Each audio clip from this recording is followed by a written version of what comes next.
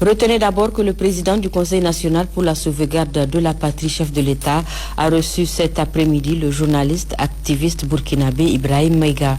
Ce défenseur des pays de l'AES est venu témoigner au chef de l'État, au CNSP et au peuple du Niger son soutien dans cette lutte pour la souveraineté.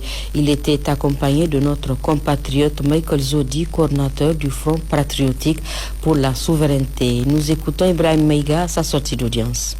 Depuis un certain temps, comme vous le savez, pour ne pas dire depuis des décennies, nos nations souffrent d'une attaque très barbare qui endeuille les familles. Il a fallu que les fils dignes de nos nations répondent à l'appel de nos peuples pour mettre fin à la cacophonie et faire une différence.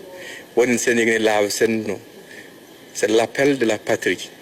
Et je suis venu aujourd'hui en tant que citoyen de l'AES pour venir répondre à l'appel de la patrie. Et il n'y a pas quelque chose de plus normal que de commencer par le doyen des chefs d'État de l'espace AES. Le message que j'ai à transmettre à notre jeunesse et à notre population, c'est la résilience. Il faut qu'on soit résilient.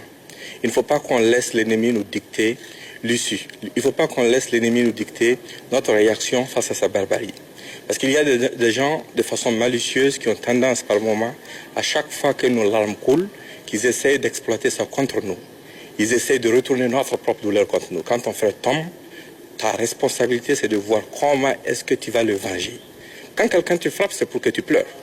Mais si dès qu'il te frappe, tu te mets à pleurer, tu l'as aidé à atteindre son objectif. Nous sommes agressés et nous devons soutenir, vaille que vaille, nos dirigeants.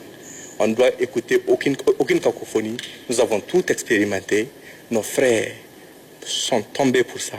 D'autres sont dans le froid, sous le vent, sous le soleil, pour cette même cause. Il y a des veuves qui ne verront plus jamais leur mari. Il y a des orphelins qui sont là aujourd'hui, qui ne peuvent même pas avoir ce qu'il faut pour manger le soir ou aller à l'école. Pourquoi? Parce que leurs parents ont tout donné pour cette cause, pour nos nations, pour notre survie. Nous devons au moins être dignes de leur sacrifice, en restant debout, dignes et en continuant le combat.